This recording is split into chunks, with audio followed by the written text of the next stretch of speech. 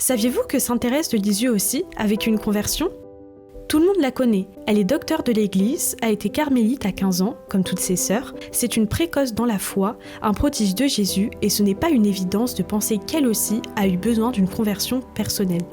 Et pourtant, c'était à Noël 1886. Thérèse avait 13 ans, et comme toute petite fille de 13 ans, traînait un peu des pieds pour aller à la messe de minuit. Comme quoi, on peut aimer Jésus et trouver la messe un peu longue, de quoi en déculpabiliser certains.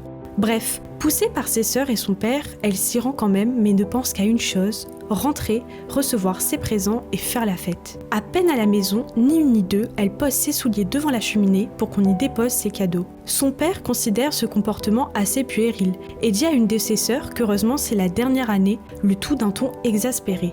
Thérèse l'entend et fond en larmes. Et c'est là qu'un miracle se produit. En ouvrant ses cadeaux, quand même un peu contrariée, la grâce du Christ l'enveloppe soudain, c'est ça son vrai cadeau. Laissons-la vous le raconter elle-même. Je sentis, en un mot, la charité entrer dans mon cœur, le besoin de m'oublier pour faire plaisir.